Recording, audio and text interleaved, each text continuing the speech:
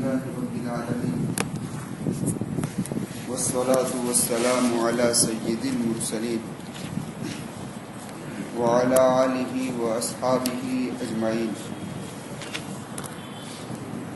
أعوذ بالله من الشيطان الرجيم. بسم الله الرحمن الرحيم. واضرب لهم مثل الحياة الدنيا كماء أنزلناه من السماء فاختلط به نبات الأرض فأصبح هشيما تذروه الرياح وكان الله على كل شيء مقتدرا. صدق الله.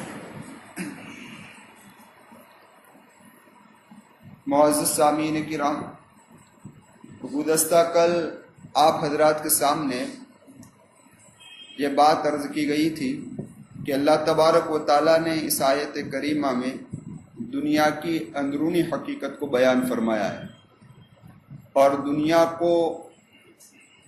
دنیا کی مثال پانی سے دی. پھر پانی سے مثال دینے میں کیا وجوہات ہے، اس کے متعلق ایک بات یہ عرض کی گئی تھی کہ پانی اور دنیا کئی چیزوں میں مشترک نظر آ رہے ہیں. مثال کے طور پر کہ جس طریقے سے پانی ایک جگہ پر نہیں ٹھہرتا، اس طریقے سے دنیا بھی ایک جگہ پر ٹھہرتی نہیں. دوسری چیز کہ جس طریقے سے پانی بہہ جاتا ہے، اسی طریقے سے ایک انسان کو چاہیے کہ مال کو اللہ کے راستے میں خرچ کرنا چاہیے. اسی کے ضمن میں شاہ عبدالعزیز محدث دہلوی رحمۃ اللہ علیہ نے جو 7 مقامات بیان فرمائے تھے کہ ان 7 مقامات پر مال کا خرچ کرنا عبادت ہے اور اس پر بندے کو ثواب ملتا ہے، اسی کے ضمن میں کچھ بات عرض کی گئی. ان میں سے ایک مقام تھا اپنے اہل و عیال پر خرچ کرنا، تو اس کے متعلق تفصیل سے کلام گزشتہ کل کی مجلس میں ہوا. اب دیکھیے، دنیا اور پانی میں ایک اور چیز بھی ہے، وہ یہ ہے کہ جس طریقے سے انسان پانی کے اندر داخل ہوتا ہے تو بھیگے بغیر نہیں رہتا، تر ہو ہی جاتا ہے. بس اسی طریقے سے انسان جب دنیا کے اندر داخل ہوگا تو متاثر ہوئے بغیر نہیں رہے گا، اس کا اثر تو کچھ نہ کچھ آئے گا. ایک بات. دوسری بات یہ ہے کہ جس طریقے سے پانی ضرورت کے بقدر ہو تبھی فائدہ مند ہوتا ہے. اگر پانی حد سے زیادہ آ جائے تو پانی کیا بن جاتا ہے بھائی؟ نقصان دہ بن جاتا ہے. ڈیم ٹوٹ گیا تو معاملہ کیا ہو جائے گا؟ بارش بہت ہو گئی تو معاملہ کیا ہو جائے گا؟ ٹیڑھا ہو جائے گا. اسی طریقے سے اگر دنیا کثرت سے جب آ جایا کرتی ہے تو اس کے بعد بھی یہی مسائل کھڑے ہوتے ہیں، عیاشیاں ہوتی ہیں اور نہ جانے کیا کیا گناہ وجود کے اندر آتے ہیں. ایک بات.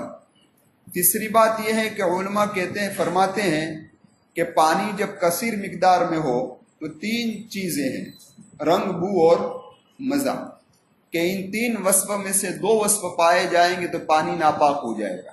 مثال کے طور پر حوض ہے تو حوض کے اندر پانی کب ناپاک ہوگا؟ تو کہ اس کا رنگ، اس کا مزہ اور اس کا بو، ان تینوں میں سے کوئی 2 چیز پائی جائے گی تو حوض کا پانی ناپاک مانا جائے گا، ورنہ ناپاک نہیں مانا جاتا.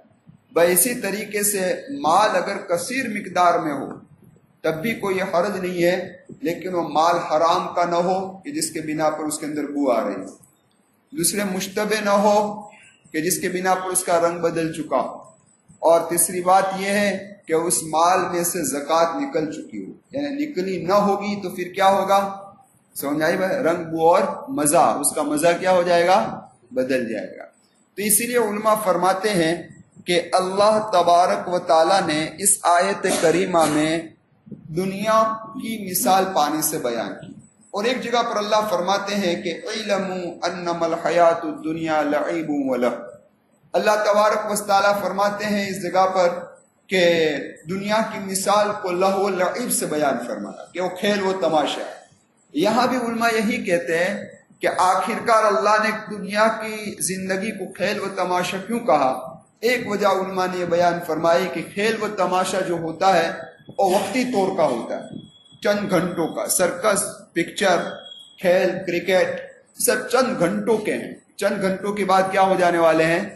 ختم ہو جاتے ہیں. اسی طریقے سے یہ دنیا چند گھنٹوں کی ہے اور اس کے بعد کیا ہو جائے گی بھائی؟ ختم ہو جائے گی، یہاں تک کہ قیامت کے میدان میں کہنے والا کہے گا ما لبثوا غیر ساعہ، ہم دنیا کے اندر بہت تھوڑا ٹھہرے ہیں، گھڑی کتنا ٹھہرے؟ ایک گھڑی۔ اور کچھ لوگ تو کہیں گے لم یلبثوا الا عشیۃ او ضحاھا، ہم دنیا کے اندر دین کا کچھ حصہ یا شام کا کچھ حصہ ٹھہرے، حالانکہ کتنا ٹھہر کے آیا ہو، کوئی 60 سال، کوئی 65 سال، لیکن کہے گا کیا؟ حد ہو گئی۔ حضرت نوح علیہ السلام کو اللہ تبارک و تعالیٰ نے کتنی عمر دی تھی بھائی؟ 1000 سال سے بھی زیادہ، 950 سال تو صرف دعوت دیتے رہے۔ اس کے بعد تو طوفان نوح آیا، اور طوفان نوح کے بعد بھی علماء لکھتے ہیں کہ 60 سال زندہ رہے، اب 1000 سال سے زیادہ عمر پائی، اور جب موت کا وقت آیا تو اللہ تبارک و تعالیٰ نے پوچھا اے نوح دنیا کی زندگی کو کیسا پایا؟ تو کیا کہا؟ بس ایسا محسوس ہوا کہ ایک مکان تھا، ایک دروازے سے داخل ہوا، ایک دروازے سے نکل گیا۔ سمجھ میں آئی بات؟ تو اس سے پتہ یہ چل رہا ہے کہ انسان دنیا میں چاہے اتنا جی لے، بس وہ کھیل تماشا کی طرح چند گھڑیوں کا ہی کھیل لگے گا، اس سے زیادہ نہیں۔ اس کے علاوہ علماء فرماتے ہیں کہ عام طور پر ایسا ہوتا ہے کہ انسان جب ایسے کھیل و تماشے کو دیکھتا ہے تو اس کے بعد افسوس کرتا ہے کہ میں نے اپنا قیمتی وقت ضائع کر دیا، یا میں نے اپنی اتنی رقم ضائع کر دی، اس کو افسوس ہوتا ہے۔ اسی طریقے سے دنیا کے بارے میں بھی انسان کو افسوس ہوتا ہے کہ میں نے اپنا قیمتی وقت جو تھا اس دنیا کے اندر اعمال و صالحہ کے اندر لگانے کا، وہ میں نے کیا کر دیا؟ ضائع کر دیا۔ دوسری بات یہ کھیل تماشا جو ہوتا ہے اس کے اندر انسان کا سایہ ہی نظر آتا ہے۔ مثال کے طور پر آپ ٹی وی کے اندر کرکٹ دیکھ رہے ہیں تو جو کھلاڑی اس طریقے سے دوڑ رہا ہے تو اس کا سایہ ہی دوڑ رہا ہے، پکچر میں اس کا سایہ ہی دوڑ رہا ہے، ہر جگہ پر اس کا سایہ ہی دوڑ رہا ہے۔ بھائی اسی طریقے سے یہ دنیا کیا ہے بھائی؟ سایہ ہے کہ اس کے پیچھے انسان کیا کیا جا رہا ہے؟ دوڑا جا رہا ہے۔ سمجھ میں آئی بات؟ اس لیے اللہ تبارک و تعالیٰ نے اس آیت کریمہ میں فرمایا اعلموا انما الحیات الدنیا لعب ولہو۔ یہ تو میرے آقا و مولا محمد رسول اللہ صلی اللہ علیہ وسلم نے، غالباً بخاری شریف کی روایت ہے، اللہ کے محبوب صلی اللہ علیہ وسلم نے بھی ایک مثال اس کی بیان فرمائی۔ میرے محبوب کیا فرما رہے ہیں کہ میں جس ہدایت کو لے کر آیا ہوں، میں جس شریعت کو لے کر آیا ہوں، میں جس علم کو لے کر آیا ہوں، اس کی مثال ایسی ہے جیسے آسمان کا بارش، آسمان سے برسنے والا پانی یعنی بارش۔ تو یہاں اللہ کے محبوب صلی اللہ علیہ وسلم اس علم کو، اس ہدایت کو، اس شریعت کو جو میرے آقا لے کر آئے، کس سے مثال دی بھائی؟ بارش۔ یہاں بھی علماء یہی بات بیان فرمائے۔ علماء کہتے ہیں کہ اللہ کے محبوب نے بارش سے کیوں مثال دی؟ تو علماء نے جواب دیا ہے اس بنا پر کہ جس طریقے سے آسمان سے بارش برستا ہے تو مردار زمین کیا ہو جاتی ہے بھائی؟ زندہ ہو جایا کرتے ہیں۔ بھائی اسی طریقے سے میرے آقا جس شریعت کو لے کر آئے، جس علم کو لے کر آئے، جس ہدایت کو لے کر آئے، وہ اگر مردہ دلوں کے اندر داخل ہوگی تو مردہ دل کیا ہو جائیں گے؟ زندہ ہو جائیں گے۔ یہ تشریح تو عام علماء نے کی ہے، لیکن حضرت مولانا یوسف صاحب رحمت اللہ علیہ فرماتے ہیں کہ اگر اس حدیث پر مجھے کہا جائے کہ پوری رات کلام کرنا ہے تو میں کر سکتا ہوں، پوری رات۔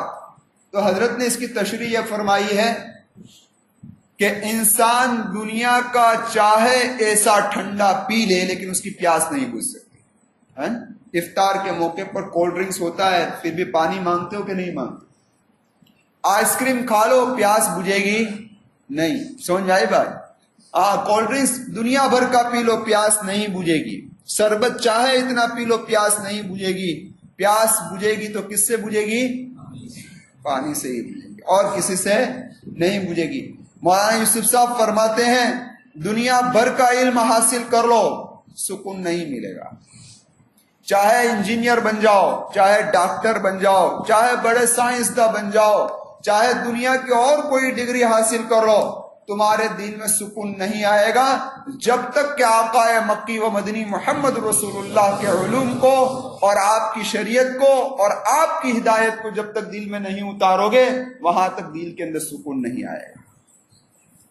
سمجھ میں آئی بات؟ تو حضرت والا فرماتے ہیں کہ اللہ کے پیارے محبوب صلی اللہ علیہ وسلم نے اس حدیث کے اندر جو مثال بیان کی ہے کہ میں جس علم کو لے کر آیا ہوں اس کی مثال کس کی ہے بھائی؟ بارش کی۔ اب دیکھیے کہ زمین پر جب بارش گرتی ہے تو وہ زمین مختلف قسم کی ہوتی ہے۔ ایک زمین تو وہ ہوتی ہے جو پانی کو جذب کر لیتی ہے اور اپنے اندر رکھتی ہے، اور اس کے بعد اس کے ذریعے سے کیا وجود میں آتا ہے؟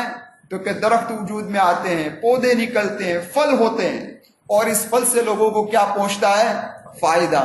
بھائی اسی طریقے سے میرے آقا جس ہدایت، جس شریعت و جس علم کو لے کر آئے تو بعض دل ایسے ہیں کہ جو اس کو قبول کرتے ہیں، اور اس کو قبول کرنے کے بعد ان کے اندر سے تقویٰ نکلتا ہے، اور یہ تقویٰ کے درخت ایسے نکلتے ہیں کہ جس کے بنا پر ان درختوں کے اندر پھل آتے ہیں، اور اس پھل سے پورے عالم کو کیا ہوتا ہے؟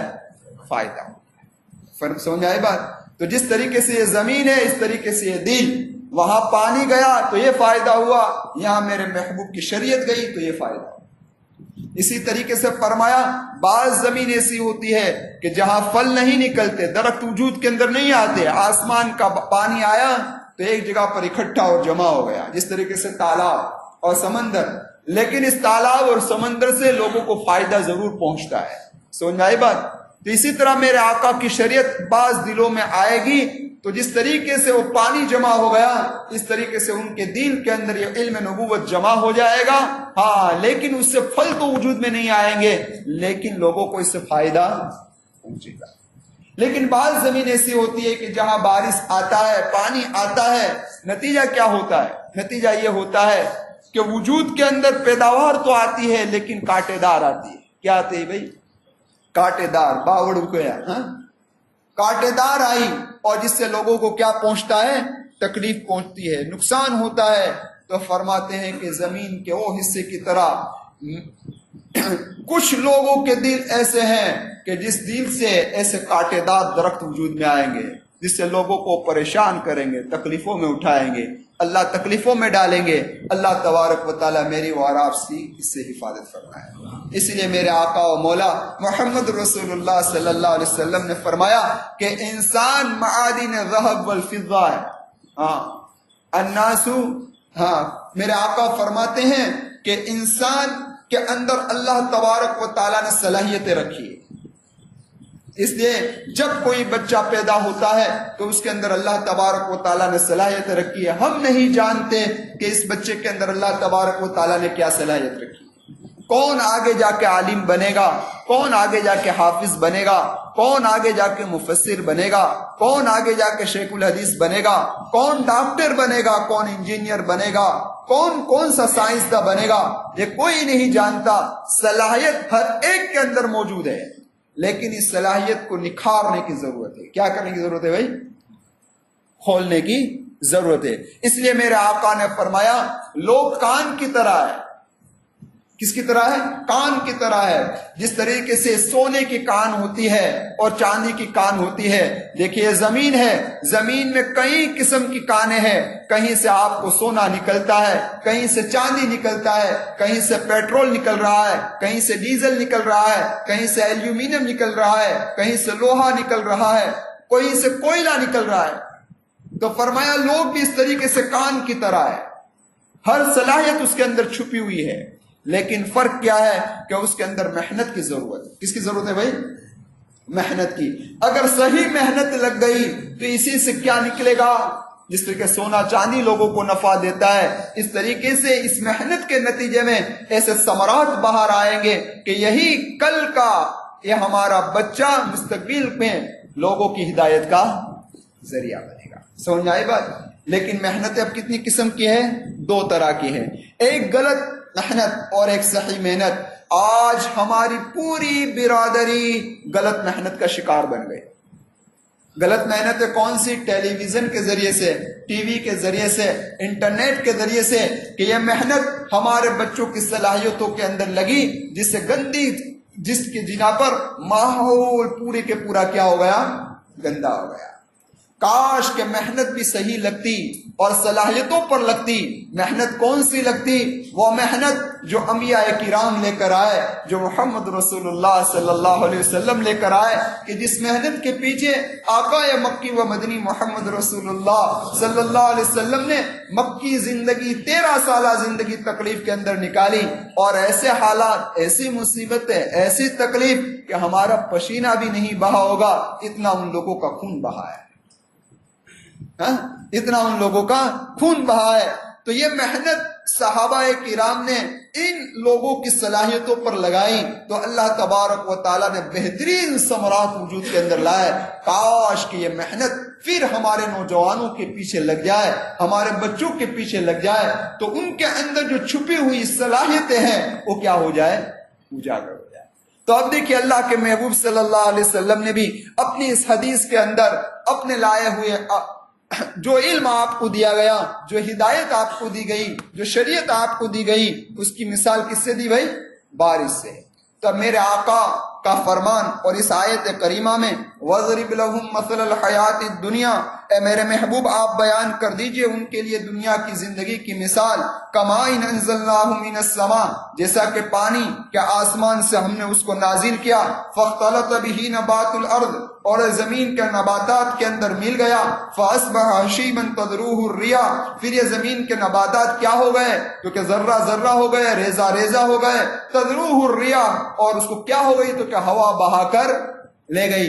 تو اللہ تبارک و تعالیٰ سمجھا رہے ہیں کہ جس طریقے سے دنیا کی زندگی بھی ایسی ہے، جس طریقے سے آسمان سے بارش ہوا، پانی کے بنا پر ایک پھل وجود کے اندر آیا، یعنی ایک درخت وجود کے اندر آیا۔ ابتدا میں پودا تھا، پودے کے بعد درخت بنا، درخت کے بعد پھل آئے، ایک وقت آیا کہ وہ سوکھ گیا، اور سوکھ ہونے کے بعد وہ زمین پر گر گیا، اب ہوا آ کر اس کو اڑا کر لے گئی۔ اسی طریقے سے اے انسان تیری مثال ہے کہ ایک قطرے سے تو وجود میں آیا۔ کس سے وجود میں آیا؟ ایک پانی کے قطرے سے تو وجود کے اندر آیا۔ جس طریقے سے وہ پودا ابتدا میں کلی تھا، تیرا بھی بچپن تھا، پھر جس طریقے سے وہ پودا درخت بنا، تو بھی جوان بنا اور لہلہاتا رہا، فائدے اٹھاتا رہا۔ اب یہ نوجوان ایک وقت آیا کہ بوڑھا بن گیا۔ جس طریقے سے وہ درخت خشک ہو گیا، اب تو بوڑھا ہو گیا، اور جس طریقے سے وہ درخت خشک ہونے کے بعد اس کے پتے جھڑ گئے، اور پتے جھڑنے کے بعد ریزہ ریزہ ہو گئے، اور اسی ریزے ریزے کے ساتھ ہوا اڑا کر لے گئی۔ بھائی اسی طریقے سے ایک دن تیرے پر موت واقع ہونے والی ہے، تو مر جائے گا، مٹی کے اندر چلا جائے گا، ریزہ ریزہ ہو جائے گا، اور تو بھی غائب ہو جانے والا ہے۔ کیا ہو جانے والا ہے؟ اسی کو بیان فرمایا اس آیت کریمہ میں وَضْرِبْ لَهُمْ مَثَلَ الْحَيَاةِ الدُّنْيَا۔ اس لیے میرے آقا و مولا محمد رسول اللہ صلی اللہ علیہ وسلم نے بھی فرمایا الدنیا سجن المؤمن وجنت للکافر، یہ دنیا ایمان والوں کے لیے کیا ہے؟ قید خانہ ہے۔ قید خانے کے اندر آزادی نہیں ہوا کرتی، انسان جو چاہے وہ نہیں ملا کرتا، وہاں اصول و ضوابط کے مطابق چلنا پڑتا ہے۔ اس طریقے سے ایک ایمان والے کو اس دنیا کے اندر رہنا ہے تو اس کو میرے آقا و مولا محمد رسول اللہ کے بتائے اصول کے مطابق رہنا پڑے گا۔ وَجَنَّةُ لِلْكَافِرِ، ہاں کافروں کے لیے جنت ہے۔ جنت میں کیا ملے گا؟ جو کچھ تم چاہو گے، تمہاری نفسانیت، تمہاری خواہشات جو ہوگی وہ ساری کے ساری وہاں پر پوری کر دی جائے گی۔ اس طریقے سے دنیا کے اندر کافروں کو اس کی من مانی کی ہر چیز کیا ہو جائے گی بھائی؟ لیکن حضرت حسن رضی اللہ تعالیٰ عنہ سے ایک غریب یہودی نے سوال کیا تھا۔ کس نے سوال کیا بھائی؟ ایک غریب یہودی نے سوال کیا۔ کیا سوال کیا؟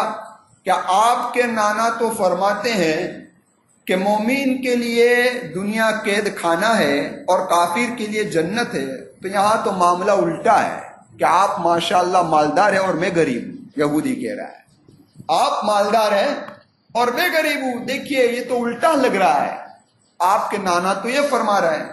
تو حضرت حسن رضی اللہ تعالیٰ عنہ نے فرمایا کہ میرے نانا نے سچ کہا ہے، اس بنا پر ہمارے لیے قید خانہ ہے اور آپ کے لیے نعمت ہے کہ اگر دنیا کی ساری نعمتیں اگر ہم کو مل جائے پھر بھی آخرت کے مقابلے میں ہیچ ہے۔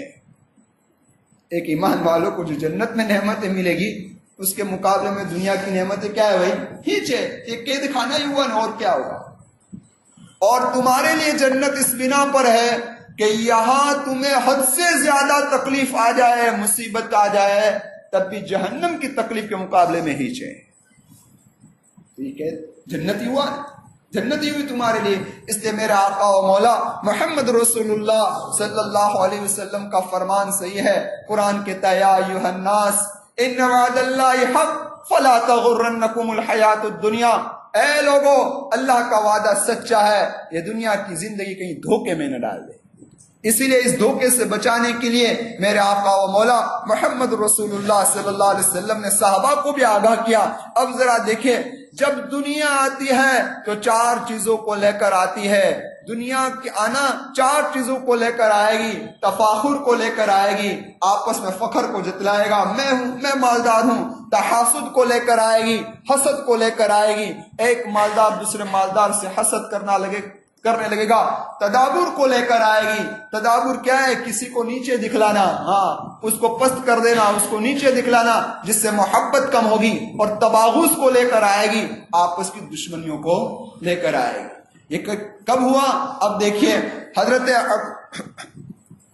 عبداللہ بن جراح رضی اللہ تعالیٰ عنہ کو میرے آقا و مولا محمد رسول اللہ صلی اللہ علیہ وسلم نے بحرین کی طرف روانہ کیا، اور آپ وہاں گئے، فتح حاصل کر آئے، بہت بڑا سامان جزیے کے اندر لے کر آئے، اور مسجد نبوی میں آئے تھے۔ صبح کی نماز کا وقت تھا، صحابہ کرام جمع ہو گئے، صحابہ جمع ہو گئے۔ میرے محبوب نے نماز کو ختم کیا۔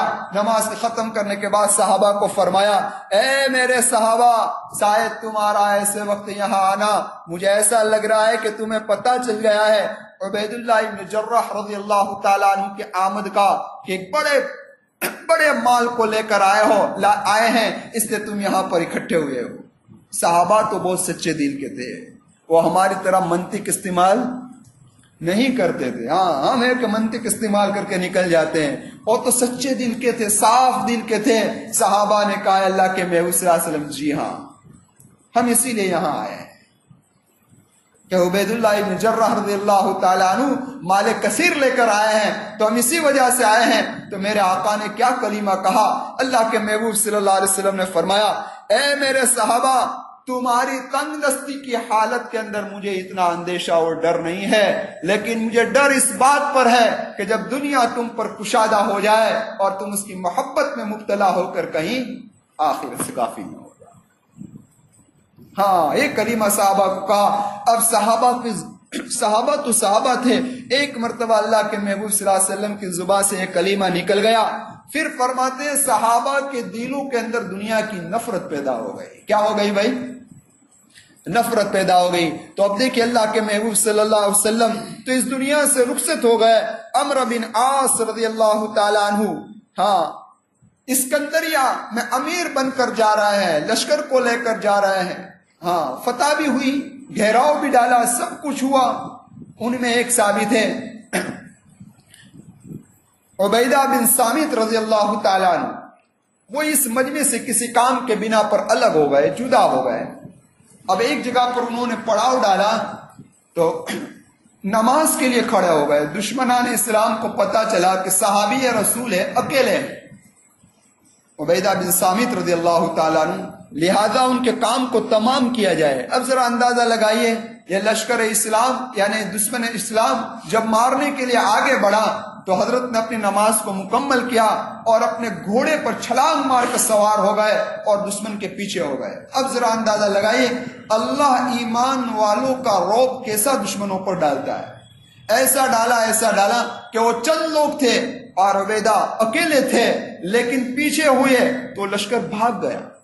آپ پیچھے ہیں، اکیلے پیچھا کر رہے ہیں اور لشکر دشمن آگے جا رہا ہے، یہاں تک کہ دشمن نے سوچا کہ اب ان کو روکنے کے لیے اور ان کے وار سے بچنے کے لیے ہمارے پاس ایک ہی حربہ ہے۔ کون سا حربہ؟ تو کہ ہمارے پاس جو قیمتی سامان ہے وہ چھوڑ دیا جائے تاکہ عبیدہ بن صامت رضی اللہ تعالیٰ عنہ اس مال کو چننے کے اندر لگیں گے تو ہم اپنے قلعے کے اندر پہنچ جائیں۔ انہوں نے اپنے قیمتی سامان کو چھوڑنا شروع کیا، لیکن اس سامان کی طرف کوئی توجہ نہیں کی، دشمن کا پیچھا کیا، لیکن دشمن اپنے قلعے کے اندر پہنچ ہی گیا۔ آپ کے پہنچنے سے پہلے آپ اس کے قلعے کے باہر کھڑے رہے اور باہر کھڑے رہنے کے بعد پتھراؤ کی برسات بھی کی، لیکن وہ لوگ بھی محفوظ ہو گئے۔ لیکن عبیدہ بن صامت جب واپس ہوئے تو یہ سامان اسی جگہ پر تھا جس جگہ پر دشمنان اسلام نے چھوڑا تھا۔ آپ نے اس سامان کی طرف دیکھا بھی نہیں، وہ نماز کے اندر مشغول ہو گئے۔ ہاں، میرے کہنے کا مقصد یہ تھا کہ اللہ تبارک و تعالیٰ کے محبوب صلی اللہ علیہ وسلم نے صحابہ کے سامنے دنیا کی حقیقت کو کھولا، تو اس بنا پر دنیا ان کے نزدیک بالکل ہیچ ہو گئی۔ پھر انہوں نے کبھی محبت کی نگاہ سے اس کو دیکھا۔ تو اسی دنیا کی مثال اس آیت کریمہ کے اندر دی جا رہی ہے کہ وَضْرِبْ لَهُمْ مَثَلَ الْحَيَاةِ الدُّنْيَا كَمَاءٍ أَنزَلْنَاهُ مِنَ السَّمَاءِ فَاخْتَلَطَ بِهِ نَبَاتُ الْأَرْضِ فَأَصْبَحَ هَشِيمًا تَذْرُوهُ الرِّيَاحُ۔ آپ دیکھیے بحر الدمو نامی کتاب ہے علامہ ابن جوزی رحمۃ اللہ علیہ کی، ہاں، جس کا اردو کے اندر ترجمہ ہوا ہے آنسوؤں کا سمندر۔ اس کے اندر ایک واقعہ لکھا ہے کہ حضرت عیسیٰ علیہ السلام ایک مرتبہ اپنے حواریوں کو لے کر ایک بستی سے گزرے۔ جس بستی سے گزرے تو وہاں کیا دیکھا کہ ساری بستی مردہ پڑی ہوئی ہے، ساری بستی مردہ پڑی ہوئی ہے، سوئے ہوئے مردے کی طرح۔ اب سارے لوگوں کو دیکھ کر حضرت عیسیٰ علیہ السلام ان کے حواریوں کو تعجب ہوا کہ کیا معاملہ ہوا ہے۔ تو حواریوں نے کہا حضرت عیسیٰ علیہ السلام سے کہ آپ جانیے کہ کیا معاملہ ہوا ہے۔ تو حضرت عیسیٰ علیہ السلام نے اللہ تبارک و تعالیٰ کی طرف رجوع کیا۔ آپ تو جانتے ہیں کہ حضرت عیسیٰ کو اللہ تبارک و تعالیٰ نے ایسے معجزات عطا فرمائے تھے کہ جن کے بنا پر مردوں کو زندہ کیا کرتے تھے۔ اللہ تبارک و تعالیٰ نے اللہ تبارک و تعالیٰ سے سوال کیا۔ اللہ نے فرمایا اے عیسیٰ رات کو ان سے خطاب کرنا، رات کو ان سے خطاب کرنا۔ رات کا وقت آ گیا، حضرت عیسیٰ علیہ السلام نے ان کو خطاب کیا، اے لوگو کیا حال ہے تمہارا کہ اس حال میں پڑے ہوئے ہو؟ اللہ تبارک و تعالیٰ نے اس میں سے ایک آدمی کو زندہ کیا اور گویائی عطا فرمائی، اور حضرت عیسیٰ علیہ السلام سے کلام کر رہا ہے اور کہہ رہا ہے کہ ہم رات کو عافیت سے سوئے ہوئے تھے۔ عافیت کا مطلب ہم تو اپنے گھروں میں سوئے ہوئے تھے، صبح کو ہمارا یہ حال ہو گیا۔ حضرت عیسیٰ نے پوچھا کیوں حال ہوا، کس بنا پر ہوا؟ تو کہنے لگے دو وجہ سے، ایک تو دنیا کی محبت کے بنا پر، ہاں ایک دنیا کی محبت کے بنا پر، اور دوسرا بدکاروں کی فرما برداری کے بنا پر۔ یہ وجہ تھی کہ ہمارا یہ حال ہو گیا۔ تو حضرت عیسیٰ علیہ السلام نے پوچھا دنیا کی محبت تمہارے دلوں میں کیسی تھی؟ تو کہنے لگے ہمارے نزدیک دنیا کی محبت ایسی تھی کہ جیسے ایک ماں اپنے بیٹے سے محبت کرتی ہے، ہاں اس طریقے سے محبت تھی۔ لیکن اللہ تبارک و تعالیٰ نے کیا حال کیا ان کا؟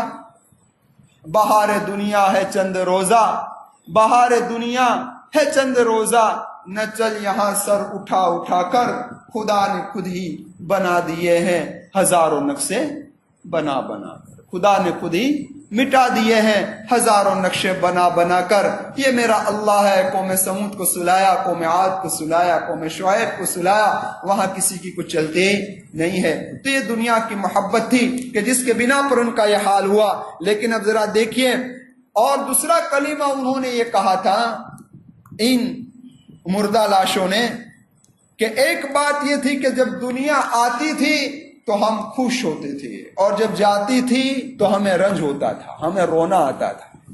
اسی لیے ایک واقعہ ہے شیخ عبد القادر جیلانی رحمۃ اللہ علیہ کا، مشہور و معروف واقعہ ہے کہ شیخ عبد القادر جیلانی رحمۃ اللہ علیہ کا بھی سامان تجارت کشتی میں جا رہا تھا، ہاں کشتی میں آپ بھی بڑے تاجر تھے، ہاں علماء ہو تاجر ہو کوئی حرج نہیں، کوئی حرج نہیں، آپ بھی بڑے تاجر تھے۔ فرمایا کشتی میں مال جا رہا ہے، کسی نے خبر دی کہ حضرت آپ کی کشتی جس میں آپ کا مال تھا وہ غرق ہو گئی، تو کیا کہا؟ الحمدللہ۔ کیا کہا؟ الحمدللہ۔ اچھا، پھر کچھ دیر کے بعد پھر کہا کہ حضرت جو خبر آپ کو پہنچی ہے وہ خبر غلط ہے، آپ کا مال غرق نہیں ہوا، آپ کی کشتی غرق نہیں ہوئی۔ تو کہا کہ الحمدللہ۔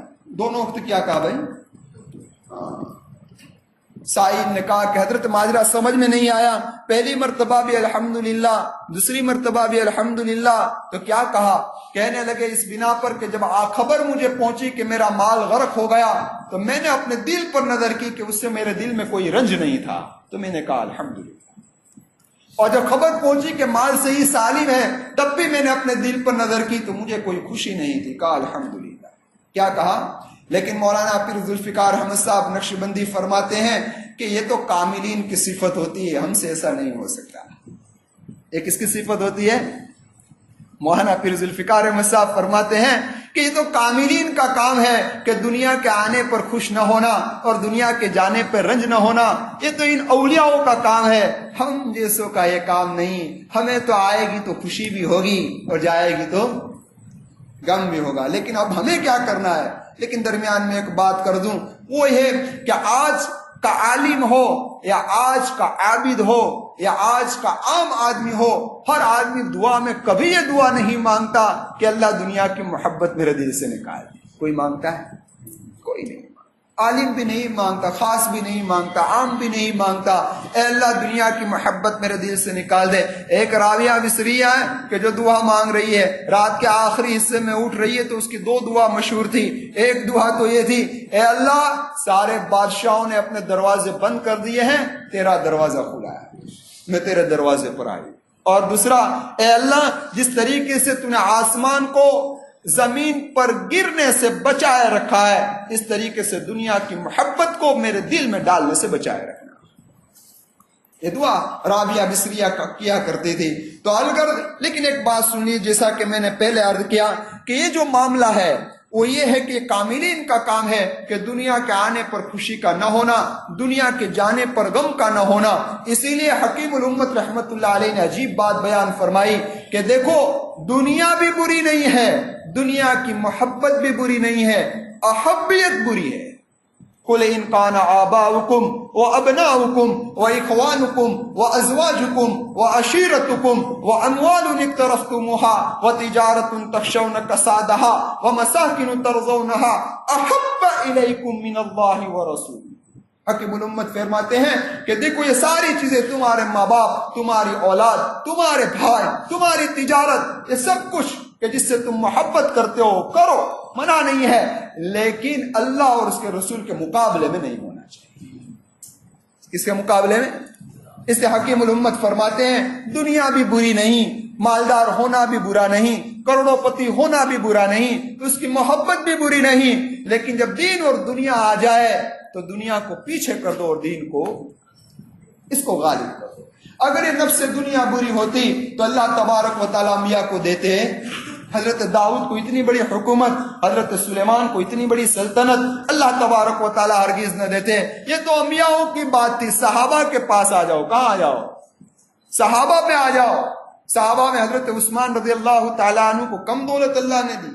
کوئی کم دولت نہیں دی۔ اتنی دولت حضرت عثمان غنی رضی اللہ تعالیٰ عنہ کے پاس ہے کہ غزوہ تبوک کے موقع پر اللہ کے محبوب صلی اللہ علیہ وسلم حکم کر رہے ہیں مال لاؤ، تو حضرت عثمان 300 اونٹ لائے۔ کتنے؟ 300 اونٹ، وہ بھی ساز و سامان سے بھرے ہوئے، اللہ کے رسول کی خدمت میں پیش کر دیے، اور پھر میرے محبوب سے کہہ رہے ہیں اے میرے محبوب اگر اور چاہیے تب بھی کہنا۔ تو اس وقت میرے آقا نے کیا کلمہ کہا؟ میرے آقا اس وقت خوش ہو گئے اور خوش ہو کر حضرت عثمان رضی اللہ تعالیٰ عنہ سے ایک کلمہ کہا، حضرت عثمان کے بارے میں ایک کلمہ کہا کہ آج کے بعد عثمان اگر کوئی عمل نہ کرے تب بھی جنتی۔ اللہ اکبر، کوئی عمل نہ کرے تب بھی جنتی۔ اللہ، لیکن بشارت حضرت عثمان رضی اللہ تعالیٰ عنہ کو مل گئی تو کیا نماز چھوڑ دیا آپ نے؟ عبادتیں چھوڑ دی؟ ارے تاریخ گواہ ہے، وفات اس حال میں آ رہی کہ تلاوت قرآن کر رہے ہیں۔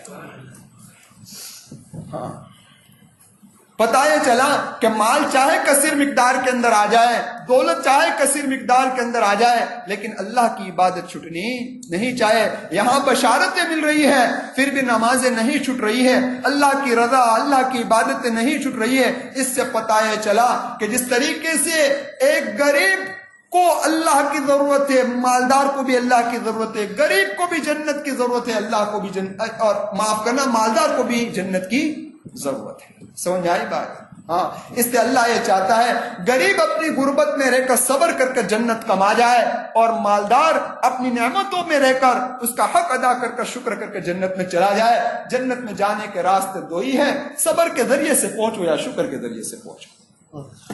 سمجھ آئی بات؟ عبد الرحمن بن عوف رضی اللہ تعالیٰ عنہ کے پاس کیا مال کم تھا؟ جس طریقے سے ہمارے گھروں میں یہ اناج کے گلے نا اناج، اس کے ڈھیر ہوا کرتے ہیں، آپ کے گھر کے اندر دینار اور درہم کے ڈھیر ہوا کرتے تھے.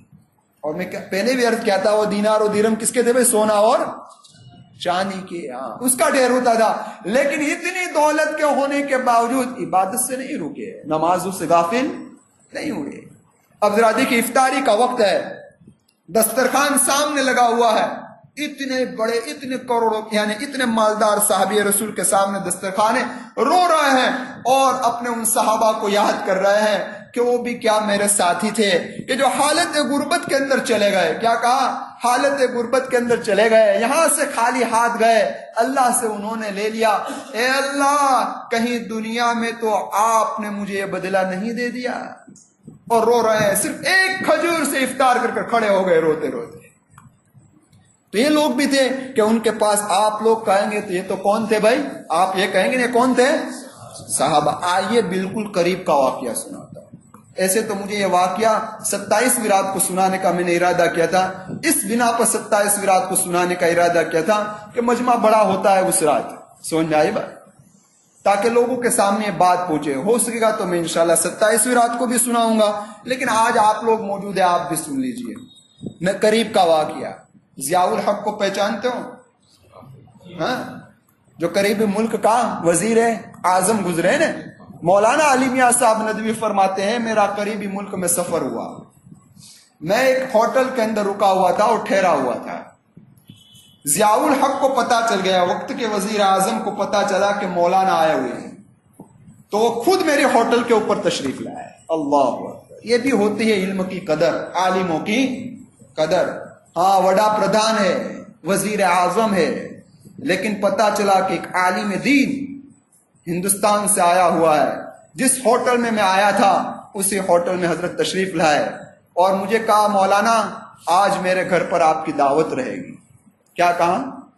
آج میرے گھر پر آپ کی دعوت رہے گی. ٹھیک ہے, رمضان کا مہینہ تھا, میں نے دعوت کو قبول کر لیا. فرمایا افطاری کا وقت آیا تو تصور تو کیا ہوتا ہے, وقت کا وڈا پردھان ہو, دسترخوان کیسا سجا ہوا ہوتا ہے, عالیشان ہوا تھا نا, لیکن کوئی دسترخوان سجا ہوا نہیں. کچھ ایک دو فروٹ رکھے ہوئے تھے اور کوئی تلن بلن نہیں, اور صرف پانی اور ایک طرح کا شربت. یہ افطاری تھی اور کچھ نہیں تھی. افطاری ہو گئی, پھر نماز کے لیے گئے. مولانا علی میاں صاحب فرماتے ہیں نماز کے لیے گئے. ہم نے کہا چلو نماز کے بعد دسترخوان سجے گا. کھانے کا وقت ہوا, دسترخوان لگایا, کھانے میں کوئی نعمتیں نہیں, صرف دال اور چاول. کیا؟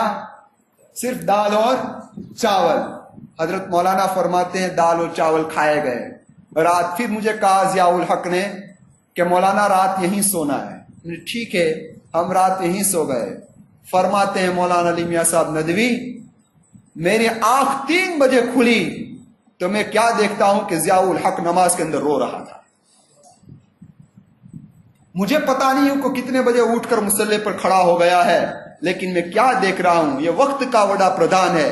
ہاں, لیکن کھانا ایسا سادہ, ایسا معمولی, اور رات کو اللہ کے سامنے رو رہا. تو کہنے کا مقصد یہ ہے کہ مال اور دولت حقیقت کے اعتبار سے کوئی بری چیز نہیں ہے, لیکن اسے دین کے اندر کوئی نقصان آنا نہیں چاہیے. اب آخر میں بات کا خلاصہ سمجھ لو, بات کو ختم کر دیں. ایسے تو میں پہلے بتا چکا ہوں. دیکھیے, تجارت حلال, طریقہ جائز, اعتدال سے کام لیا جائے. اعتدال کا مطلب کیا بتایا تھا میں نے؟ اعتدال کا مطلب یہ بتایا تھا کہ اس دولت کے کمانے میں کوئی دین امور نہ چھوٹ رہے ہو, نمازیں نہ چھوٹ رہی ہو, روزے نہ قضا ہو رہے ہو, اور اس مال پر جو حقوق نکالنے چاہیے وہ نکل رہے ہو, زکوٰۃ نکل رہی ہو, صدقہ فطر نکل رہا ہو. سمجھ آئی بات؟ اس طریقے سے غریبوں کے حقوق, جن کی ذمہ داری ہم پر ہے, جن کا نفقہ ہم پر واجب ہے, ان کو ادا ہو رہا ہے. اب اس کے ساتھ آپ کروڑوں پتی ہو اور آپ اپنی تجارت کو اور ترقی کرا رہے ہو تو کوئی حرج ہے نہیں, لیکن ان 4 چیزوں کا خیال رکھنا پڑے گا. سمجھ میں آئی بات؟ آپ تاجروں کے لیے تو آسان ہے میرے بھائی کہ کماتے بھی جاؤ اور نماز پڑھتے جاؤ اور عبادت بناتے جاؤ. اب جو ملازم ہے, سرکاری ملازم ہے, ان کے لیے بھی کوئی مشکل نہیں ہے. صبح کی ڈیوٹی ہوتی ہے, فجر کی نماز مل سکتی ہے, ظہر میں کھانے کا لنچ پڑتا ہے, دوپہر کی نماز ہو سکتی ہے, عصر سے پہلے 6 بجے تو ہر سرکاری ملازم گھر پر آ جایا کرتا ہے. عصر کا وقت باقی رہا کرتا ہے نا، عصر مغرب عشاء ساری نمازیں مل سکتی ہے. اور اگر کوئی ایسی سرکاری ملازم ہے کہ بہت دور ہے، جوناگڑھ تو چھوٹی سٹی ہے، بڑی بڑی سٹیوں میں لوگ بہت دور جایا کرتے ہیں، دوپہر کو نہیں آیا کرتے، سفر کا مسلح ساتھ میں رکھا کرو، وہی دفتر وہی آفس کے اندر نماز ادا کر لیا کرو. آپ نماز ادا کر لو گے، اللہ کے حق کو ادا کرو گے، یہ دنیا کماتے رہو، کروڑوں پتی بنتے رہو، پھر بھی یہ دنیا تمہیں نقصان نہیں دے گی. سمجھ میں آئی بات؟ اگر اللہ کا حق ادا ہوتا رہے گا. اللہ تبارک و تعالیٰ دنیا کی محبت سے مجھے بھی بچائے، ہم تمام کو بچائے. تو اس آیت کریمہ میں اللہ تبارک و تعالیٰ نے دنیا کی مثال پانی سے بیان کیا. آگے جو عنوان ہے المال والبنون زینت الحیات الدنیا والباقیات الصالحات خیر عند ربک ثوابا وخیر عملا، اس میں تفسیر کلام ہے. اور انشاءاللہ کل تفسیر یہاں نہیں ہوگی، کل تفسیر ہوگی انشاءاللہ چیتا خانے. کہاں ہوگی؟ چیتا خانے میں. کل رات کو 11 بجے انشاءاللہ اس آیت پر کلام انشاءاللہ کروں گا.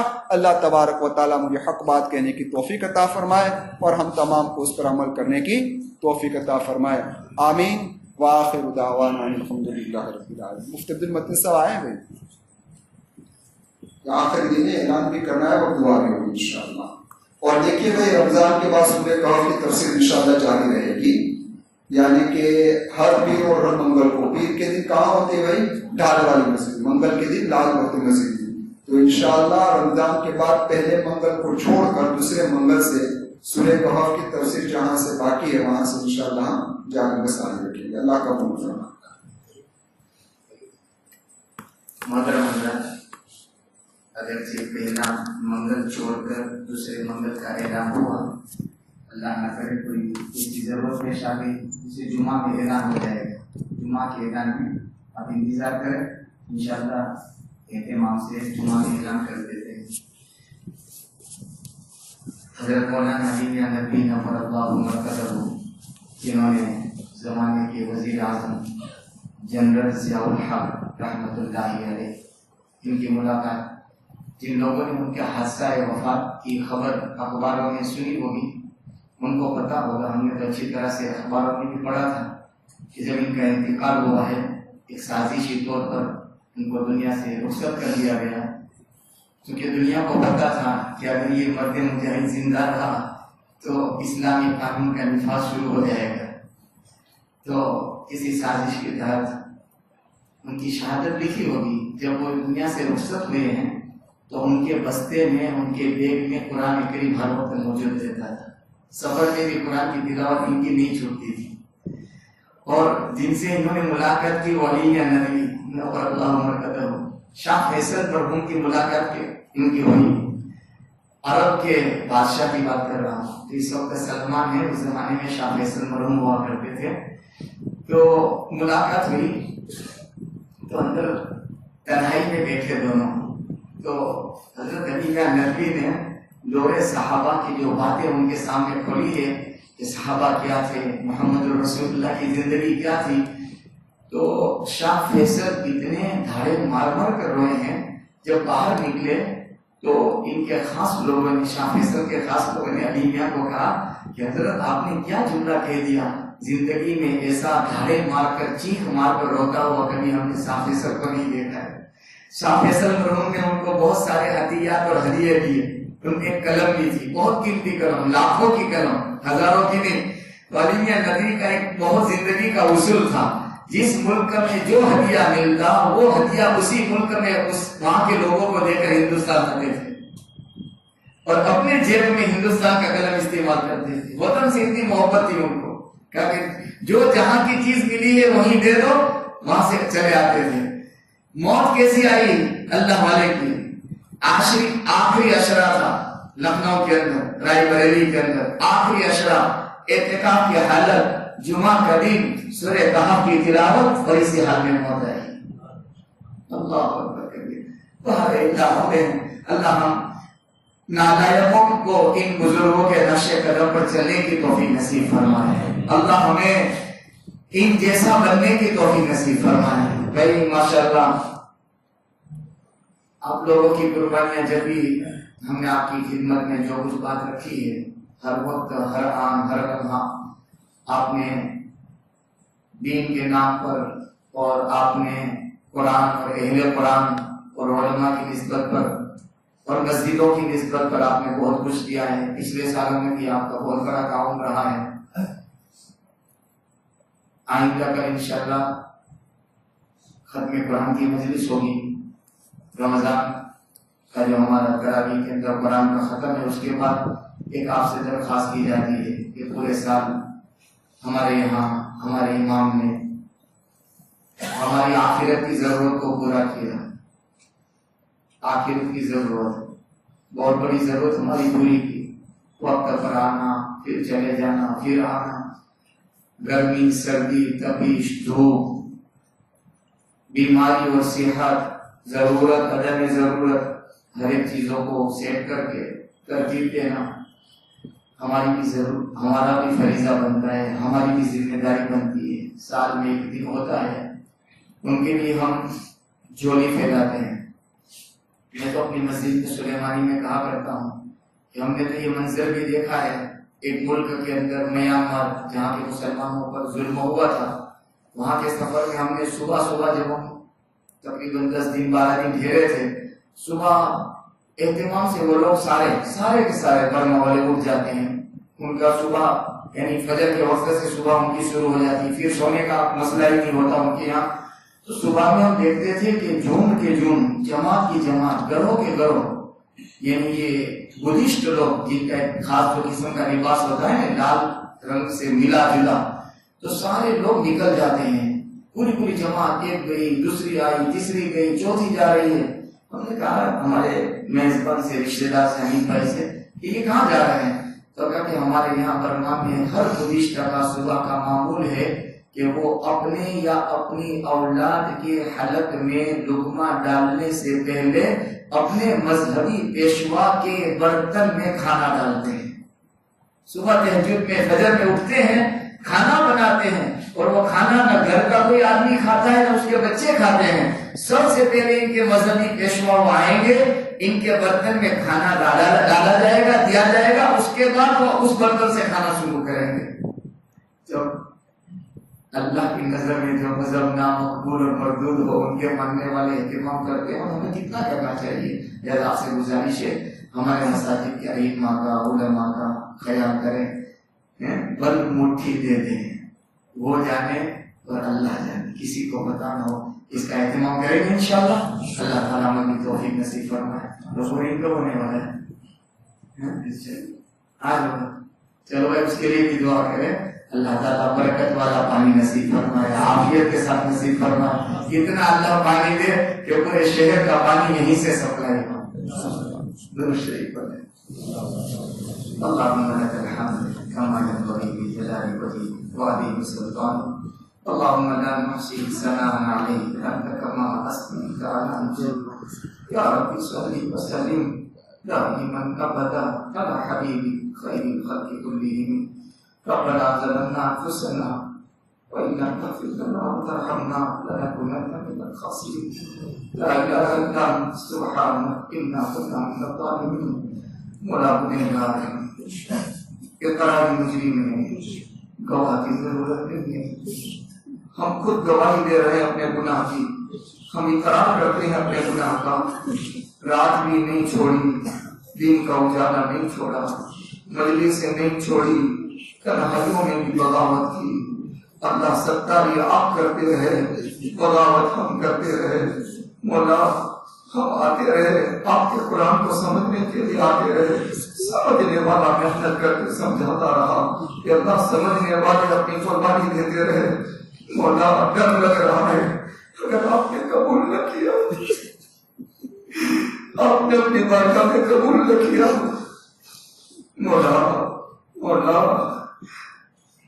مبارک مہینہ تھا، بھوکے تھے، پیاسے تھے، چلچلاتی دھوپ تھی، ساری ضرورتیں لگی تھی، لیکن آپ کے قرآن کی نسبت پر ہم نے چھوٹی موٹی قربانی دی ہے. آپ کی شاعر شان کو نہ دی لیکن مختصر سے قربانی دی ہے. اللہ کو قبول فرما دے، ہماری نجات کا ذریعہ بنا دے، اپنی رضا کا ذریعہ بنا دے. ہمارے والدین اور اساتذہ کی نجات کا ذریعہ بنا دے، ہمارے والدین اور اساتذہ کی نجات کا ذریعہ بنا دے.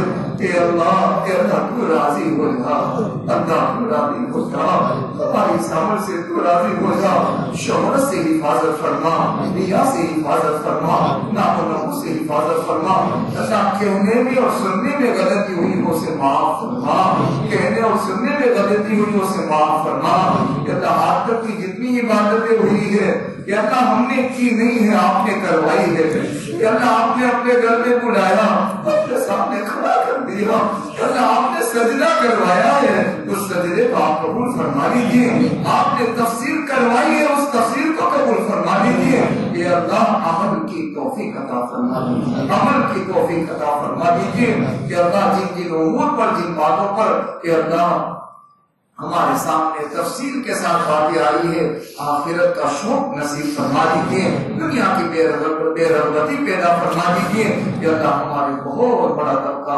امت کا بیمار ہے، گھروں میں ہے، اسپتالوں میں ہے، روحانی ہے، جسمانی ہے، یا اللہ ایک صحابہ بھی آئے تھے کہ ان کا جوان بچہ کبھی نہیں سنا تھا، آج پہلا موقع ہے ہمارے شہر میں کہ ڈرگس کا عادی بن چکا، کہ اللہ نشہ ہر چیز کا عادی بن چکا، کہ اللہ زمین نکل گئی، کہ اللہ کہ میرے مالک میرے اللہ ان تمام برائیوں سے یا اللہ حفاظت فرما، یا اللہ ان نشیلی چیزوں سے حفاظت فرما، ان کی عادت بننے سے یا اللہ امت کے جوانوں کی حفاظت فرما، یا اللہ تمام بیمار یا اللہ جو علاج بھی ہیں، کینسر کے مریض ہیں، تمام کو شفا نصیب فرما، بہت بڑا طبقہ آج بھی قرضوں میں ڈوبا ہے، عافیت سے چھٹکارا نصیب فرما، نکلنے کی راہیں مقدر فرما، یا اللہ بہت بڑا طبقہ معاشی تنگی کا شکار ہے، جیسا مبارک دن آ رہے ہیں، خوشیوں کے دن آ رہے ہیں، یا اللہ اہل ثروت کو ان کی طرف متوجہ ہونے کی توفیق نصیب فرما،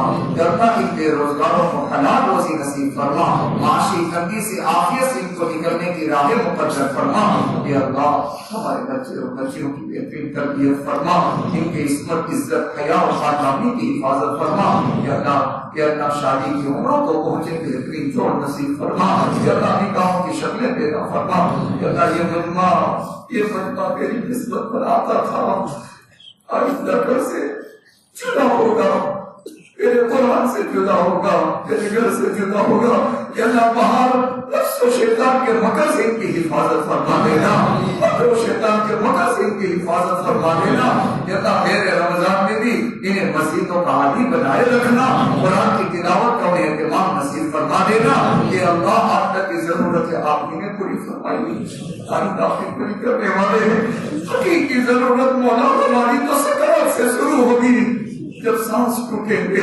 اللہ دنیا چھوٹے گی، گھر سے جدائی کا وقت آئے گا، اللہ حقیقی ضرورت وہاں سے شروع ہوگی، اللہ اس وقت آپ ہمارے ساتھی بن جانا، آپ ہمارے حامی بن جانا، آپ ہمارے ناصر بن جانا، آپ ہمارے مددگار بن جانا، کہ اللہ ہمارا پہ موت اور سکرات موت کو آسان فرما دینا، غریبے کے ساتھ قبر میں جانا مقدر کر دینا، قبر کی منزلوں کو آسان کر دینا، میدان قیامت میں تیرے سامنے اپنی رضا کے ساتھ کھڑا فرما دینا، اور محمد رسول اللہ کی شفاعت نصیب فرما دینا، پیارے نبی کے مبارک پاؤں سے جان دلا دینا، اور سے کوثر پر کھڑے رہنے کا موقع دے دینا، پیارے نبی کے اللہ سائے کرے کہ اللہ ہمیں جنت الفردوس مقرر کر دینا، ہمیں ہمارے والدین ہمارے اساتذہ اور امت کے ایک فرد کے لیے جنت الفردوس کا فیصلہ فرما دینا، کہ اللہ اس نبی میں تیرے بندے اور اللہ اس فکر سے سننے والی تیری بندیاں تیرے سامنے